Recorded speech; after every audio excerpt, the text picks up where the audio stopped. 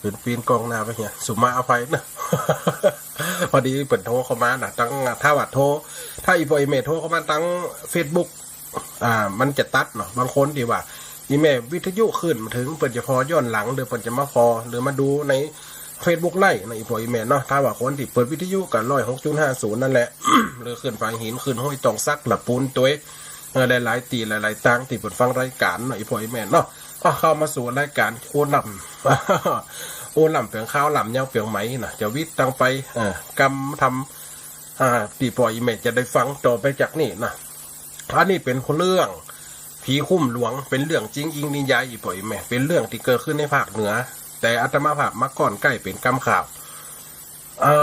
ได้ออกไปละ2 ข้างละแต่เกิดการผิดพลาดทั้งสถานี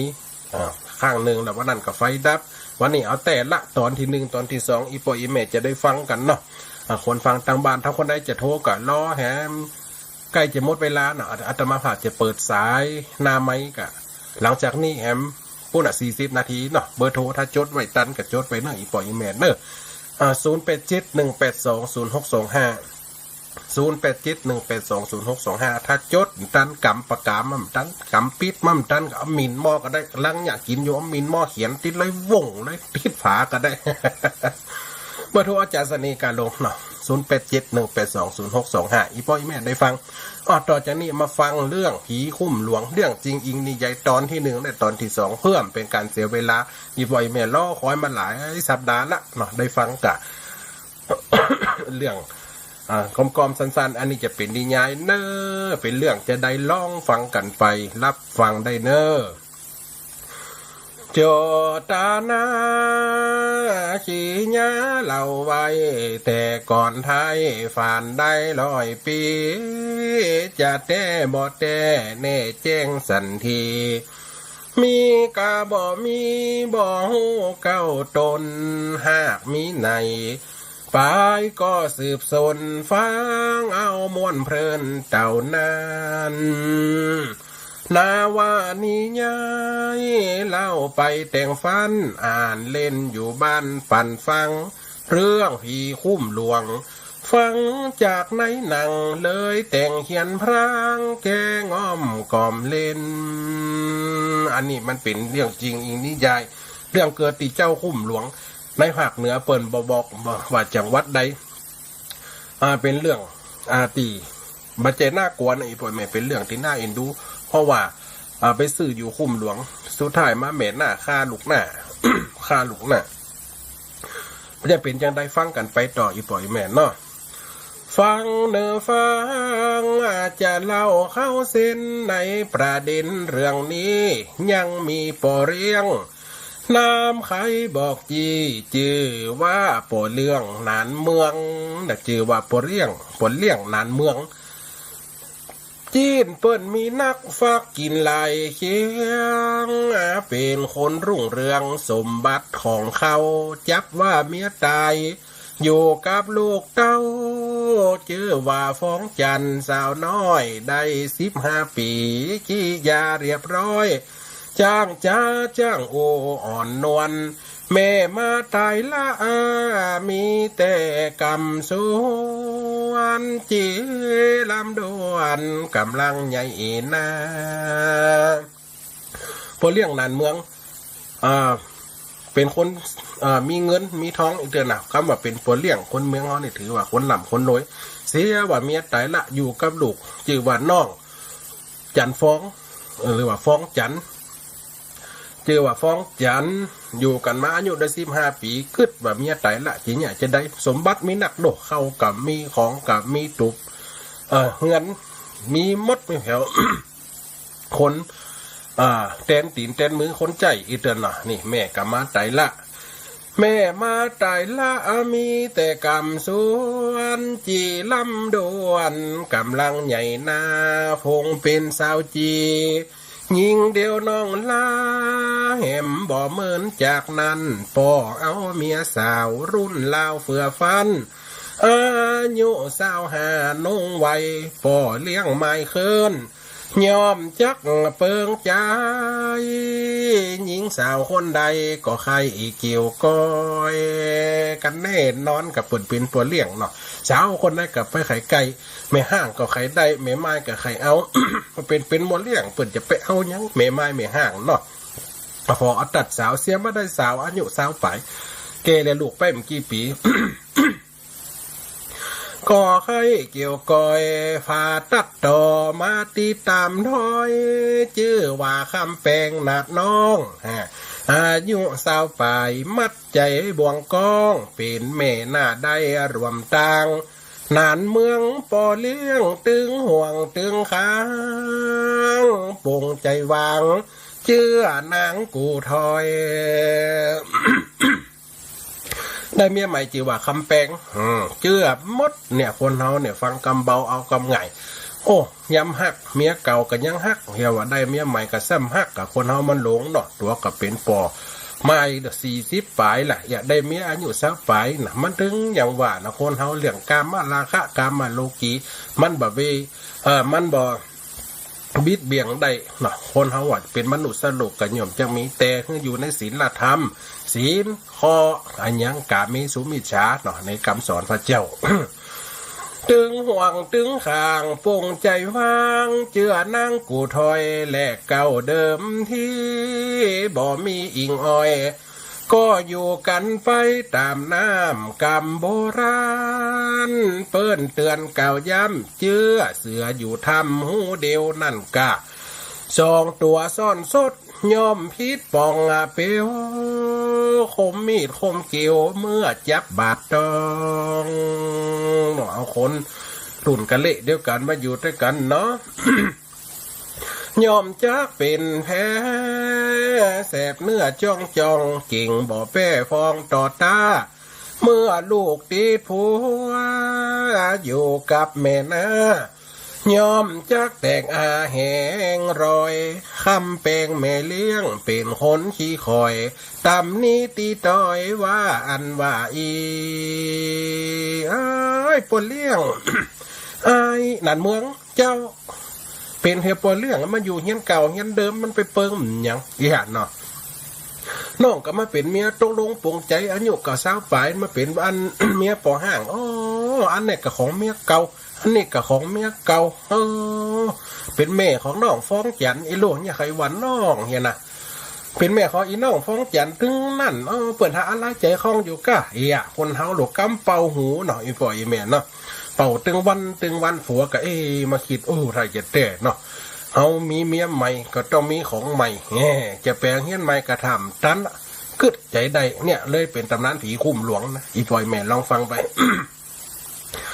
ว่าบ้านหลังเดิมน้องมาอยู่นี่มันตึงเต็มทีสะปะ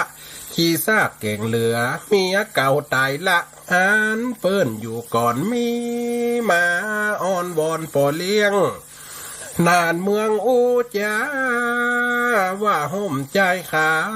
ของเดิมเมียสร้างอันนี้ก็ของเมียเก่าแน่ว่าหันสำคัญไอ้นานป้อปันบ่ลืมตัวมันเหียก้าเน็ดหยานี่นะคำแพงนี่นะผ้าเก่าขวาล้องห่านแป้งหิงซ่านอกมาอยู่ลาต่อมือของเก่าแล้วสะแววมาถือจังสาบติดมือเหมือน5 ป่าใจหล่ะเติร์มันถึงมีคันลมคมหอกเห็นแล้วว่าคือเปิ่นแต่ตัวเป็นคนแต่งนะ นางคำแปงก็อู้ใจสมบัติอันใดมากนักจมว่าจมพายอู้ไล่ไม่จักรบเราต่อเจ้าก่าวเตือนหอเฮือนรักที่บ่สาเทียนมันก็เป็นเฮียนเมียเก่าของอายส่วนว่านานเมืองได้ยินใจว่าทุกวันไปบ่ยังน้ำยดลงหินมันยังหูแตกหูก่อนเนาะเป้าลูกคนเขาเอากำเข้าหูหรอว่าคนที่เขาจังกันไอ้ปล่อยแม่เรามาคิดพอ เราคนน่ะเคยหูจักเคยจังคนนั่นไปเหล่าเป่าข้างถึงวันเขาก็จะย่อมจังตัวนะทั้งติ่มหูจักกันหรือว่ามาได้สนิทชิดเชื่อเนี่ยคนเฮากำอูเนี่ยคนเฮาลุมดำลุมแดงแหงต่อลุมปากว่ากันฮักก็อยู่ตีปากจังก็อยู่ตีปากเนาะอีพ่ออีแม่เนาะว่าไปทุกวันบ่ยัง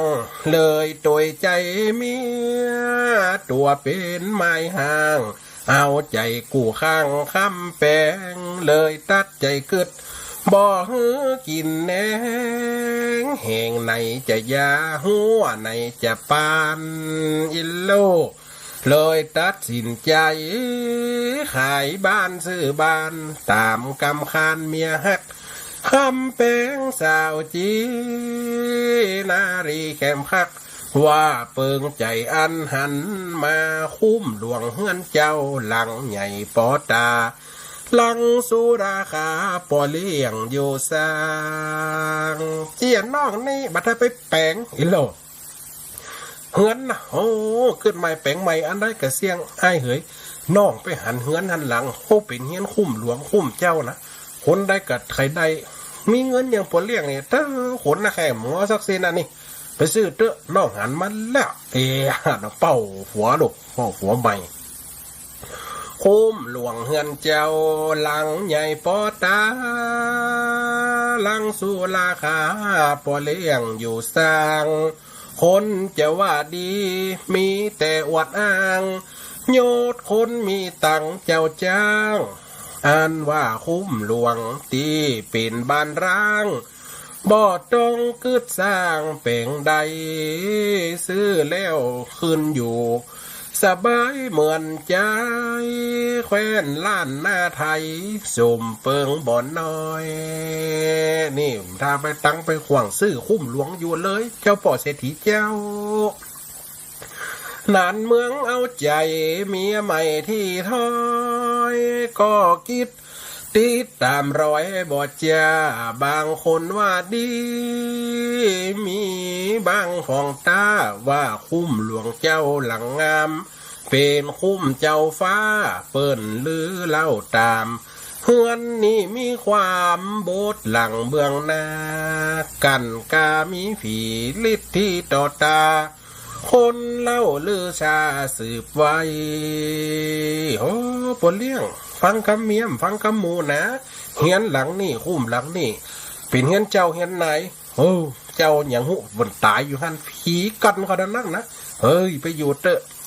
ทำแปลงกลัวเป็นยังเฮียนหอกข้าเป็นมียิ่งย่ำกลัว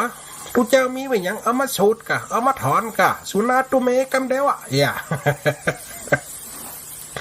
ส่วนว่าคำแป้งคนเคยขี้ไรมีใจไข่ใดอยู่ครองสุยยุเล่าเป่าความอยากสะน้องตึงไข่จับจองอ้อนเอาจนใดเนี่ยตัณหาของคนเฮานะมันจิ๋วหูตึกเนาะป่อเรียงนานเมืองก็ตามใจให้ซื้อวางเงินไทยเฮือนนั้นเป็นคุ้มเจ้าหลวงบ่มีขาดคานตามคำเมียลาคำแปงสมใจนึกบ่ได้กินนาแนงซ้ำว่าคำแปงอูเป้ากล่าวอ้างว่าพี่นานเมืองน้องมากินสร้างปุ่งใจว่างแรกเก่า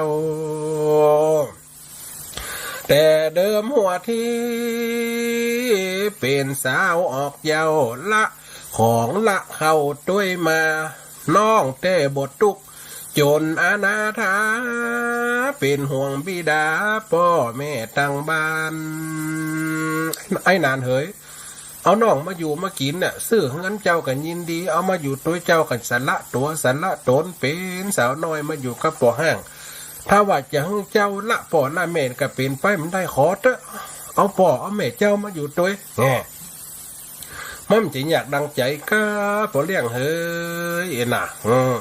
เป้าละจะเอาป่อเอาแม่จะมีวางแผนกันนะดูจะมาวางยาฆ่ากันกะยังได้หนังกะอินโลติดตามไปอีกฝ่ายแม่เนาะมา พ่อแม่ตั้งบ้านมาอยู่มากินก็เมินว่าบ่มีลูกโดยปีไทยมาง้อมหัวใจของข้าลำหายกึดว่าใครได้ตั้งดีละพ่อแม่นั้นได้มองสิว่าลูกได้ดีลืมคนตีสร้างเจ้าบ้านเจ้าจองเปิดจะเล่าก้าเป็นดีมีห่างลืมป่อลืมแม่เจ้ามันจะคนนี้หลับคุณนะไอ้โลกว่าด้วยบึดปักบึดคอด้วยเนี่ยเพราะว่าใครหุบสมบัติเปิ่นคำแป้งสานางยิงก็แต่งกามอ่างกล่าววอนครางอูย่อมว่าขอพ่อแม่มาอยู่โดยพร้อมกับถึงน้องไอมาโดยลูกเนี่ยพ่อก็จะเอามาแม่ก็จะเอามาน้องแหมไอแหมสองคนก็จะเอามาโดยได้ขืบจะเอาศอกเด็กมันหวานนะพ่อเลี้ยงนานเมืองก่อแก่กำเผยว่าสมควันเกยพ่อแม่น้องเนาเอามาอยู่เฮือนดูแลฟอเฝ้าเพราะมันใหญ่โตยิ่งนักกับถึงน้องสาวหน้าตาแค้มครับจันตาน้องลาแม่ยิงเอามาอยู่เตอปีน้องของหิงมาเป็นกู้ปิงฟ้องจันลูกค้าจันตาก็เอามาอยู่เตอพ่อกับแม่เอามาอยู่เตอแต่ว่าลูกปอดใจเนี่ยมาได้น้องปอดใจไอ้ปอดใจของตัวน่ะโอ้ไอ้หว่ำเปิ้งกะหาเพราะไอ้ก็มีลูกไม่ยิงก็เพราะเป็นสาวมันนี่ละเอามาอยู่มั่มสมควรเปิ้งก้าอย่างน่ะนั้นเมืองกันยังมีใจขาดขันยังดีนะที่ว่าป่อยังหูว่าหักลูก แต่สุดท้ายมันจะอันอีป่ออีแม่คนเฮาคิดจะเอาเนาะคิดจะเอาคิดจะฆ่าคิดจะทำลายคนอื่นไหนมันจะมาเนี่ยมาได้กระทำบัดได้ฟังกันไปแหมต่อเนิ่มาเป็นกูปิงฟองจันลูกค้าว่าแต่ปอดใจแหมคนน้องลาบอกให้เขามาอยู่ซ้อนเพราะว่าฟองจันเป็นสาวยอดมอนบ่สมอยู่ห่วมใจค่าเจื้อต่างเจื้อกลัวมีปัญหาแต่จันตาพ่อแม่เต่าอันพ่อเลี้ยงนั้นเมืองก็อู้ตามคันอยู่ตัวพ่อปันหวานล้อมส่วนว่าคำแป้งดีใจพรำพร้อมมาอยู่เฮือนใหม่คุ้มงามเมินตามเมินยกหัวย่อห่างนั่นเอาแล้วบ่อเข้าตั้งลูกเลี้ยงห่วมบานทำตัวหานอู้จะปากตานเวียกการงานเฮือนบ่อเนี่ยเริ่มทำตัวสูงทิฏฐิมานะหวังได้ขอบของคนเดียวนั่นกะพ่อแม่นั้นมาอยู่เป็นเกี้ยวพิษใจเหลวจังลูกเลี้ยงเต่าอันบ่กองว่าหัวนานเมืองออกบ้านไปทำการงานธุระนางคำแป้งมีกรรมวาทะทำตัวนั่งเต้นกินเมืองหัวมอยู่ทำตัวสูงนะอย่าขำลูกเลี้ยงโอกำว่าร้ายบ่มีไอเหยื่องลูกเลี้ยงจันฟ้องมันทะลิแกงใจกวดเจ็ดถูผันแรงว่ากำเสียบแตงสับปะการอันใดฟ้องจันก็เนี่ยลับหลังผัวเจ้านานเมืองบดต่อหน้าอู้จะเปลี่ยนเสียงฟังสำเนียงอีน้องอีลาอีโลต่อหน้าปอบันอีลาอีน้องจันฟ้องอีแม่กระตึงฮักลานะ ลูกอันเลี้ยงก็เหมือนลูกเต้หรือแม่กระตึงฮักเนี่ยหลับหลังอีฟอกจันชิงมันเล่คำเปิ่นเขเปิ่นหกซับงับมือ มันทำตัวเอาหน้าสืบหน้าสลิดมายาผีลึกลับหลังหัวทำหน้าสึกมึกด่าว่าคมเหงจันฟ้องคนแบบนี้ตีหน้าเป็นสองมันไข้ขอบคองคุ้มหลวงตีนี้แต่งหน้าทำผม ใส่ขัวพีลีอย่างใดก็มีซาปา ลุ่มหลงราคะแต่งหอมออดอ่อนมาอย่างยังสลิดอีห่านี่เนาะหอมผัวกอดผัวอย่ากอดแข่งกอดขาต่อหน้าลูกเลี้ยงบึ้นปักบึ้นคอใส่ลูกลูกผัวมันหันเนาะแต่งหอมอ้อนมันยาต่อหน้าลูกเลี้ยงเกาะแข้งกำขาว่าจะว่าตาลองอองเองบืนปากบืนคอแม่หน้ากันแกง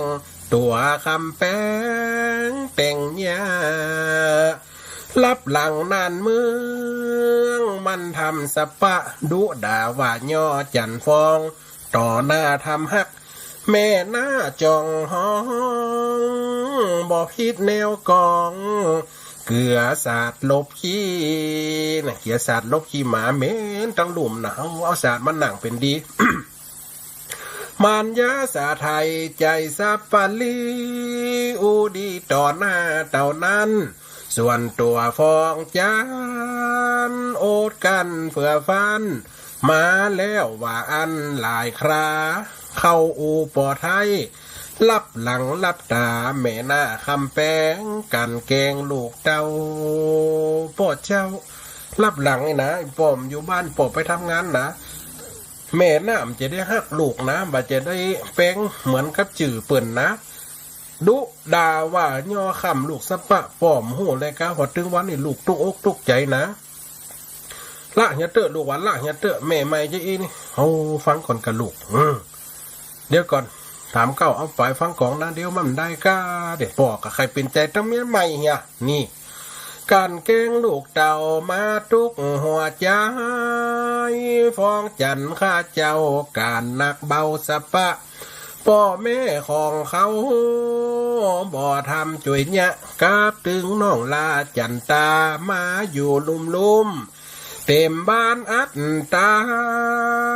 เขาบ่ช่วยดาช่วยเกิดช่วยสร้างฟ้องจันสาวจีบอกตีกำอ้างต่อป่อบิดาหูไว้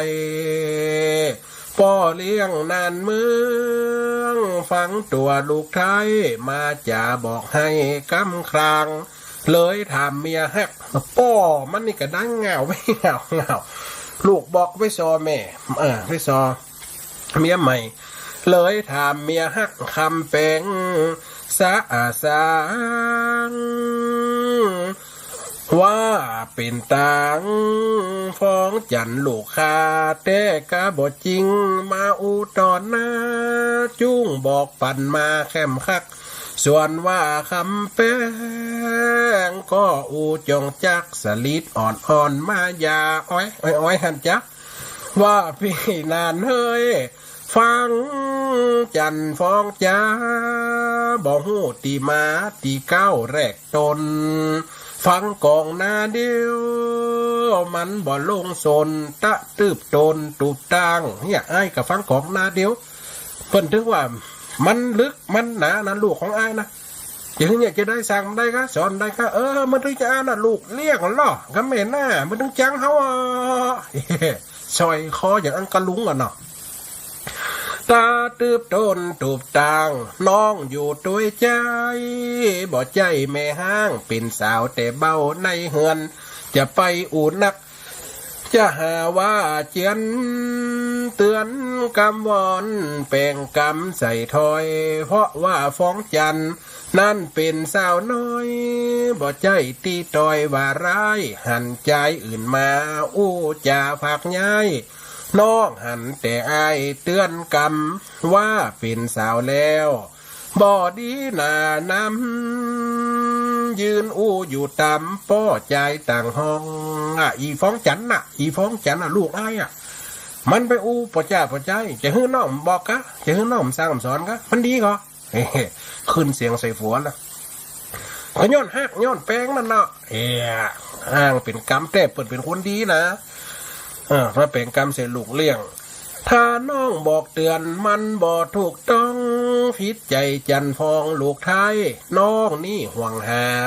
เป็นว่าใส่ร้ายขี้ดีกว่าใส่บ่มีขี้ถึงดีกว่าใส่ บ่ใจลูกแต่ฮักแน่ไม่ทียังว่าบ่ดีใส่ร้ายปลายแปลงสอนยังว่ายังก็ว่าน้องแกงทำสำแดงว่าร้ายส่วนว่าคำแปงแต่งน้ำตาไฟทะลีล่ำให้มายาทะลีให้นะจะ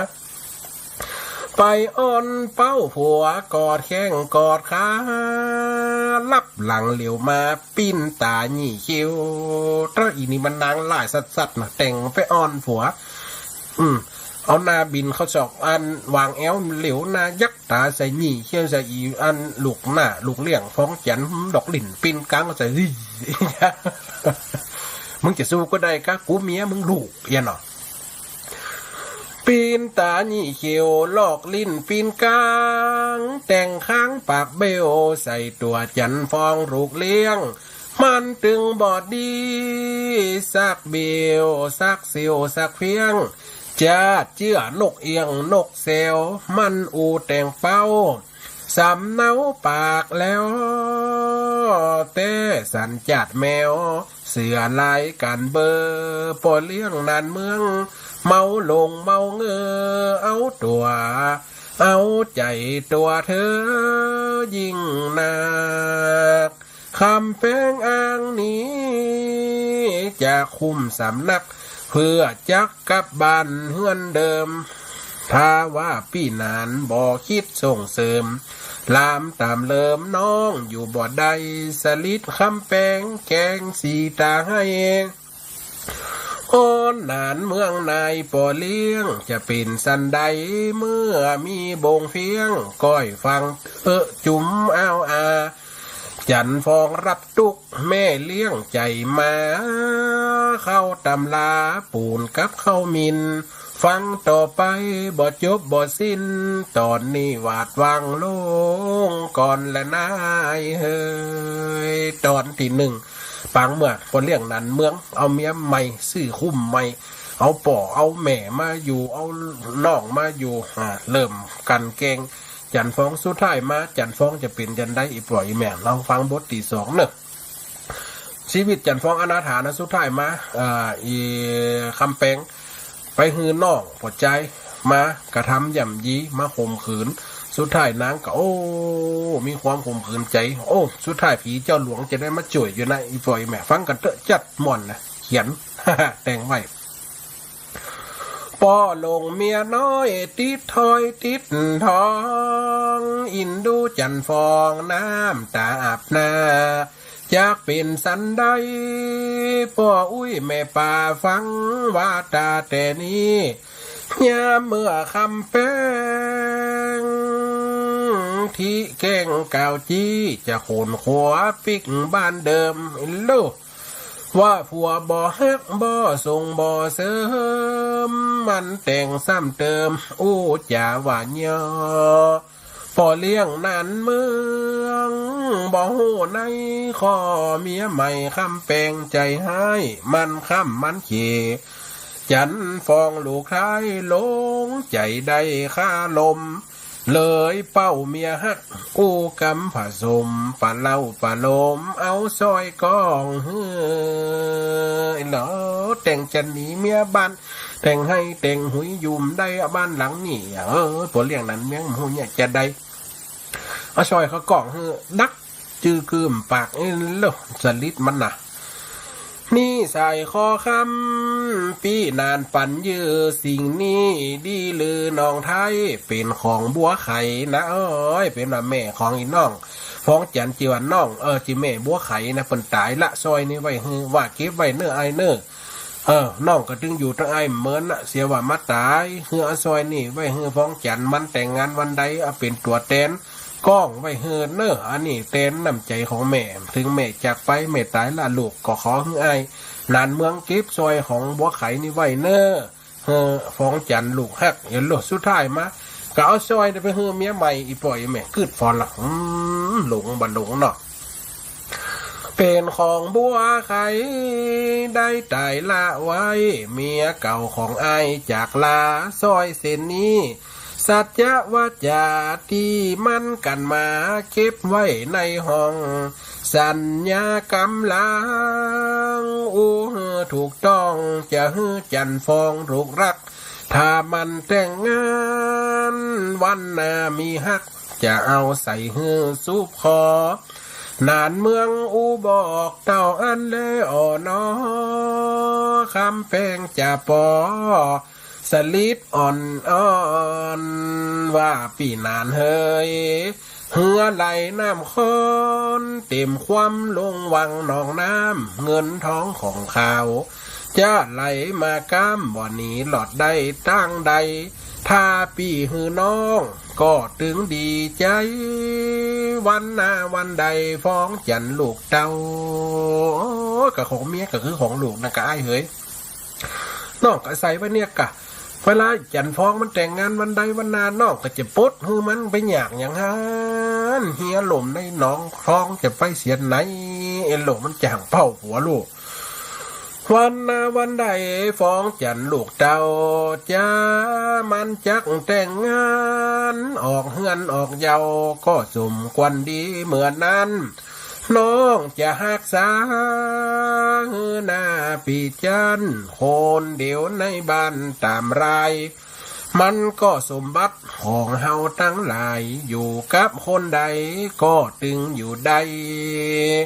พ่อเลี้ยงนานเมืองฟังกำใจ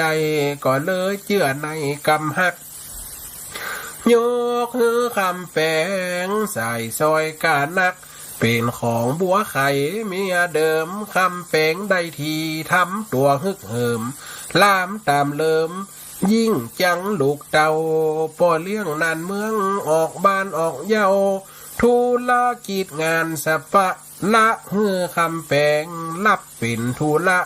อยู่บ้านกับตึงจันฟองพร้อมพ่อแม่เขาอยู่เฮือนทัดทองคุ้มหลวงเฮือนจองนั้นมีหลายห้องใดที่คำแปงบ่มีไฟปองอ้อยปอมอยู่ละดูแลจันฟองลูกเลี้ยงมันเป็นคนเลวบ่ดีสักเพียงผมดันเกิดขึ้นใจนางสมบัตินี้มึงเป็นตัวควางกูจะตัดทางจัดการจนใดส่วนว่าคำแปงคนใจสวกไม่ห้อนอย่างสุ่มไฟเอาลูกถ้าว่ามึงตายสมบัติเป็นปุกจะเป็นของข้าคนเดียวโลกกึดกันใหญ่ก็คุ้มก็จะเอาหัวก็จะเอา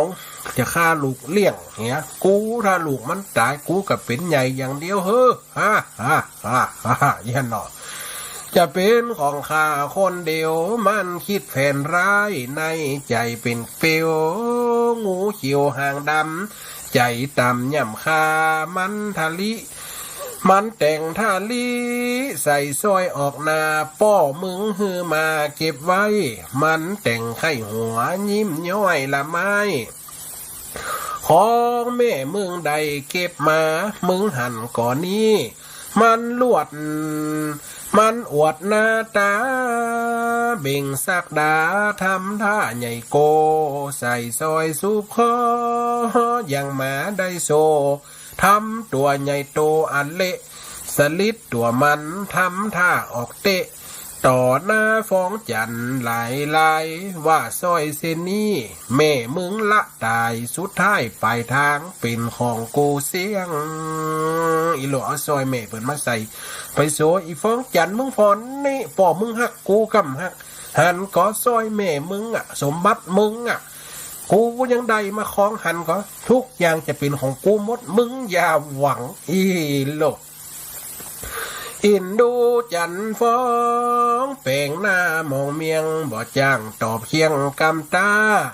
เลยเสียใจหกไปบาดว่าหนีเข้าห้องตันใดคำแปลงแม่เลี้ยงบ่สาแก่ใจด่าว่าโวยวายใส่ด่านยอมึงหนีไปไหนเดี๋ยวกูตอบเนาะออกมาเจ็ดเหือนถูปืนไอ้โลเมื่อ มันแต่งคว้างของเฮียฟื้นเลี้ยวห้องจันฟองออกมาลูกหวังสปะเอาแป้งเอาสปะเอาคิมเอาสปะนะหวังตุ้มตำพาฟื้นเอามาฝุยอีพ้องจันมึงพอนี่มึงมาเพียวมึงเจ็บกับกูเนี่ยอีสันดานสั้นดีอีโลกฟ้องจันก็เสียใจกับเพราะว่าอย่างซอยของแม่ตายละไว้เฮือแม่หน้าเอาไปใส่อวดลูกให้ผมก็ได้เห็นนางนี่กัดเจ็บเสียงที่เจ็บหนังนี่ใส่มันเนาะ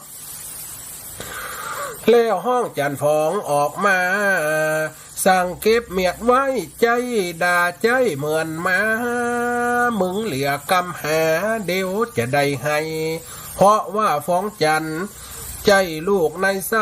มันคิดทำลายสปะว่าตัวจันฟ้องก็อดมานะคำแปลงขู่ถอยนาอินดูเจอินลำน้ำหูน้ำตาไหลออกมาบ่มีว่างแหงแม่เลี้ยงใจดำมันมากันแกงทำสำแดงโหดร้ายต่อหน้าผัวทำเป็นละไม้ดูอ่อนกำดีตอนนั้นฟ้องจันได้16 ปีมันคำราวีรับหลังพ่อเจ้าเมื่อว่านานเมืองอยู่กับลูกเต้าฟ้องจันก็โอบอกฟ้องว่าแม่คำแปงมันคำเขน้องมันอยู่แต่ห้องใจมาลับหลังปอแล้วด่าลูกเหมือนมาบ่สมลากาเป็นแม่ลูกน้อยกันเลยไปฟ้องป่อข้างที่2ส่วนว่านานเมืองฟังกรรมที่ถอยก็ไปอูเมียตีหักพิษใจคำแปงอีทอลันลักอูสุยป่อมันมึงกาอย่างอีลำให้ยากใจเหลือตาถึงเวลากำจัดนามเสียนส่วนว่าคำแปงอาฆาตขวาดเคียนกำจัดออกเหือนเจ้ามันเลยไปหาน้องมันนั่นเล่าเป็นใจนอกบ้านเดิมมาเขามีพี่น้องร่วมต้องเป็นใจนอกบ้านเดิมมันเขามีพี่น้องร่วมต้องเดียวกันชื่อว่าสักดาทัดจากมันหันวางแผนการกึดเบาเอาสั้นฮือจัดการมันลูกเลี้ยงฮือตายทั้งเป็นสร้างเวรหมดเพียงจ้างน้องของมันปอใจสั่งฮือทำร้ายเอามันจนตายขุดหักถมทรายกูจังน้ำนาส่วนว่าคำแป้งวางแผนจะขาดจ้างน้องมันมาทำร้ายแต่งไปอูดีกับตัวลูกไทยฟ้องจันบ่ได้กึดตันนี่ละฟ้องจันนี่ละวันนี้อูดีละมาหาแม่นี่กำละแม่จะว้านอีล่าใจกากึดตันหันว่าแม่เลี้ยงใจการสั่งการมันแต่งเป็นวานไปที่สวนโกยว่าฟอกจันเฮยมันอูแสงสวยมาโวยอย่าจ้าไปสีกเอาตองตัวแม่นาจะห่อหนึ่งทาป่อมึงฟ้องจันบ่มึงความคิดบ่ถึงบ่คำหนึ่งเรื่องไล่เกิดขึ้นเพราะบ่หูแผนคำแปลงกึดเตือนจำเป็นหกยืนต่อเต่าไปตกเอาต้องส่วนโกยยามเจ้าอินดูน้องเนาเหลือแหงสักดาขับมูดูลบอยู่แอบแฝงเป็นน้องคำแปงที่ใจมาคามันหันสาวงามเลือดก็ขึ้นหน้าไอ้สักดาสอนลีฟุดมาตั้งหลังฟ้องจันน้องนี้ตบตีแล้วตบตีหน้าทำลายกระทำชั่วช้าข่มเหงน้ำใจเต็กเม็กตัวนายฟ้องจันน้องลา มาเสียสาวฮือไอคนบ้าคำแปลงจำมาสั่งใจตาบาปสาวจีย่ำยี่ทำร้ายฟองจันลองให้ควันข้างยกมือขาบคูไว้วอนมองมาเพราะบ่มีตังจะหนีปนได้ส่วนไอสักดาก็ฟังกำไว้มันได้ทำลายเปิดแล้วเสียความเป็นหญิงหญิงล่าลางแค้วถูกตบตีหน้าท่าลนหกหนีหลอดปนทุกในซับโซนอินดูหน้ามนฟ้องจันสาวน้อยส่วนว่าคำแปลงหูเจ้งใจถอยลูกเลี้ยงเกิดน้อยเรื่องนี้มันแต่งไข่หัวยิ้มเยาะลูกเลี้ยงเกิดหอยเหลืองนั้นมันแต่งไข่หัวยิ้มเยาะสะตานดังปอลั่นบ้านเฮฮาไข่หัวฮาเฮ้ออีฟองจานกูใจมึงไปเอาดองมึงให้มาเนี่ยหยังมึงไปเนี่ยหยังมาคบมึงก็อีนะไข่หัวตุ๊บแข่งตุ๊บขาแต่ตัวน่ะใจปวดใจน้องตัวน่ะไปเต็กไปข่มขืนไปกระทำซ้ำเราเปิ่นสาวน้อยอายุ16ย่างบอกหูความเป็นไปเป็นมาเมื่อหน้าสร้างตราบาปไว้หือความทุกข์ความระทมข่มใจเกิดกระฟองจันฟังกันนาดีเอ็นดูอีปล่อยแม่อีเมหน้านี่ก็สั่วไล่ได้ใจนะใครหัวว่ามาคบมึงกะมึงไปอย่างมาพอลูกซินนี่ก็ขี้เปื้อลูกเสียว่าวัดอีน่ะใครหัวเสียเปื้อนอีแห่ปืดโอ้อดใจมันได้ชุมาคนฟังพอลั่นบานเฮฮาตบขาตบแข้งไข่หัวขาว่าไอ้สักดาทำดีแบบมันถากทางเป็นกำจูจีสลิดบอดียิ่งนักว่าอีฟองจานนัดหมายไล่ลักสมใจได้กินของลำดูว่าเปิ่นนัดปดใจมามันแต่งทันลิอูพิวาตามแต่คนตีทำคำแปลงสั่งจางปูนอินดูเกินกว่ากำอ่างฟ้องจันร้องคางให้ห้องโฮกไปในเหือนบ่มอยู่ในต้องความทุกข์โศกต้องท้าล้นแม่เลี้ยงใจบาปทำอกุศลทำลายใจคนคันพ่อปุ่นอีทุกใจฟ้องจันทราบสุนปุ่นปีฟังเนอคนดีโลกไทยอีพ่ออีแม่ได้ฟังเล่าไว้เต่าอีก่อนบอเวลามันจะหมดเดี๋ยวถ่ายรายการจะได้อู้กันหน้าไหมเนาะเดี๋ยวคนเฒ่าจะโทรมากันเช้าสุดท้ายมาคำแปลงเกิดความขี้หลบใครได้เนี่ยพวกตัณหาราคะตัณหากามุใครได้สิ่งที่บาเจของตัวจะเอาหุบเอาบานเอาจองจะหุบเอาขุ่มเอาวังสั่งคนมาทำลายผู้เป็นลูกเลี้ยงเต้าตันใจขนาดนัก สายแรกเจริญพรโยมแม่บัวไข่ยี่แม่เอาวิทยุตั้งถือบัวไข่เนี่ยนั่นน่ะยี่แม่เอาวิทยุลงน้อยแม่เสียงมันสะท้อนแม่วิทยุลงก่อน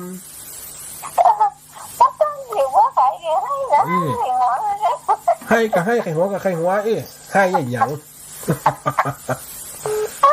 สาตัวนะคนน้อยแม่เนาะเวลามันก็สั้นซีดเนาะโอ้ยก็น่ากะโอ้เดี๋ยวจะไปให้ตอนท้ายขนาดคนแต่งยังให้อ่ะสาตัวน้อยแม่เนาะสายต่อไปเนาะคนน้อยนะแม่เนาะ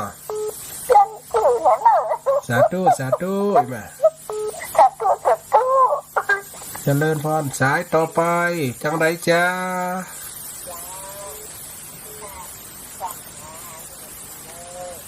แม่ยายซิมเนาะเอ็นดูว่าหมด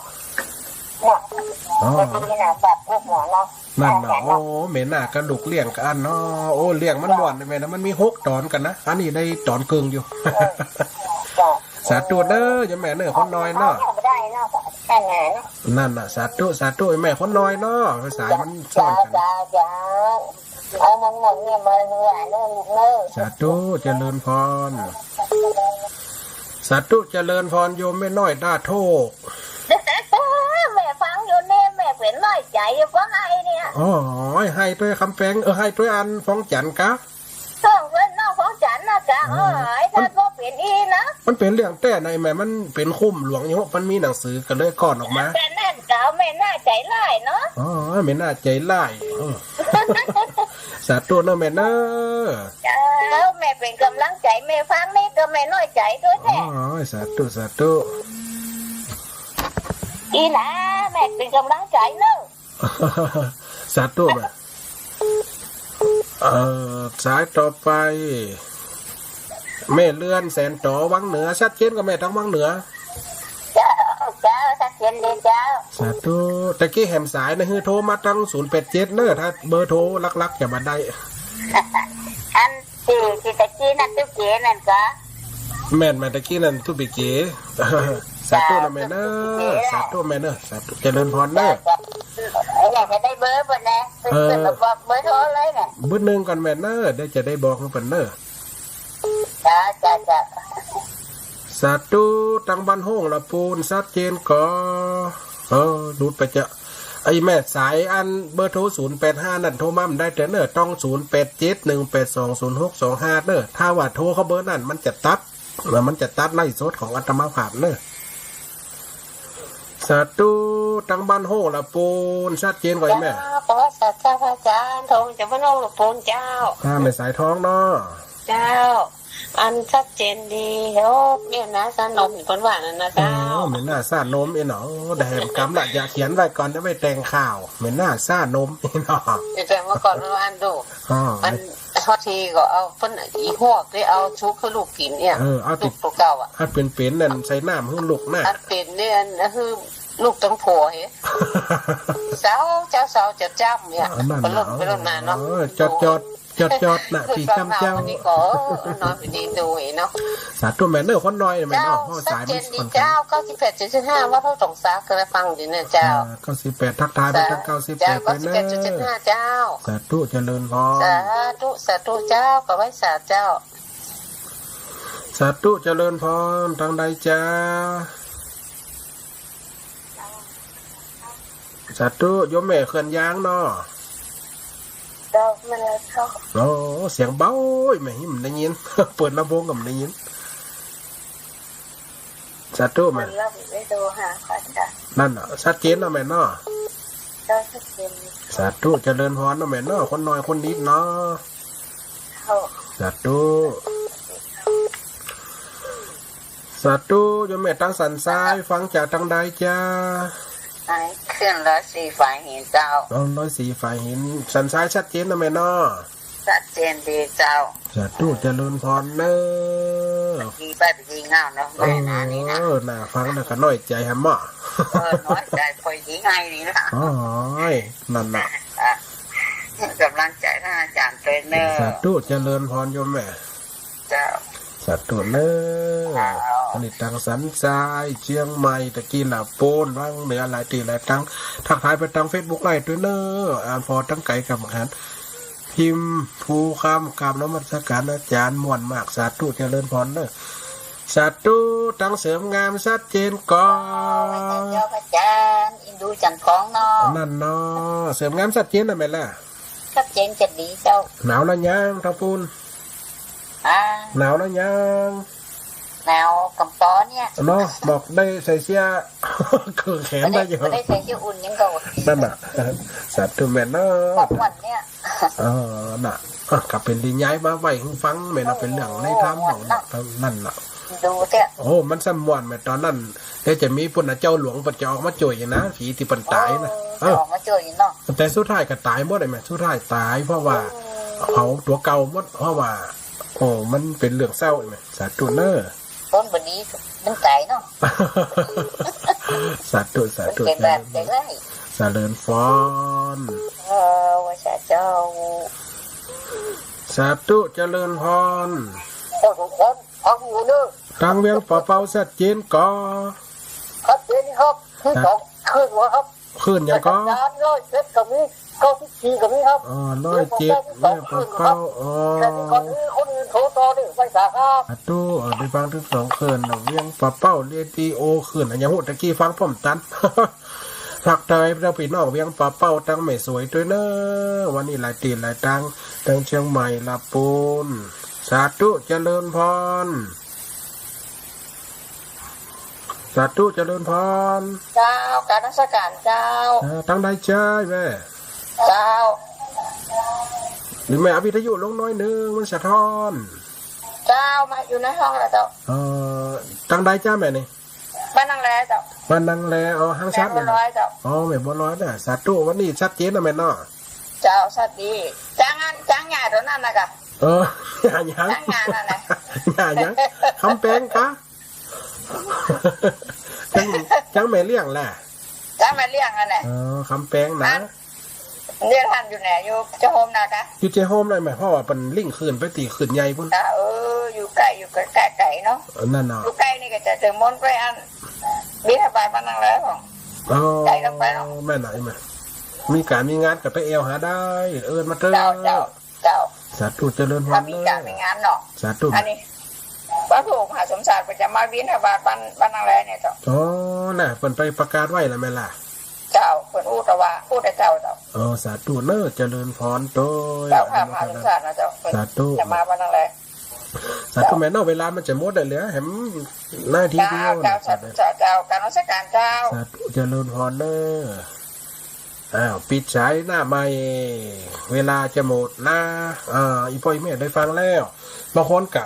น้ำตาจิ๋ย่อยจะไหลแต่แหมสายเจริญพรเด็กสัก3 ปี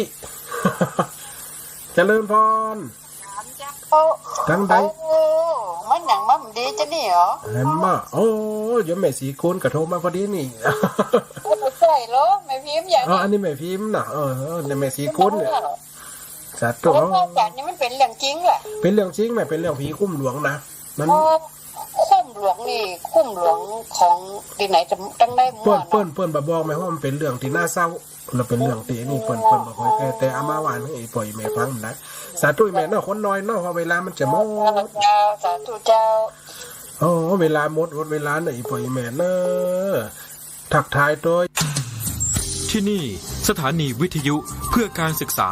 วิทยาลัยสงฆ์นครลำปางสถานีวิทยุกระจายเสียงบริการสาธารณะออกอากาศณอาคารเลขที่1วัดบุญยวาทวิหารถนนบุญยวาทตำบลหัวเวียงอำเภอเมืองจังหวัดลำปางทำการส่งกระจายเสียงในระบบ FM 106.5 เมกะเฮิรตซ์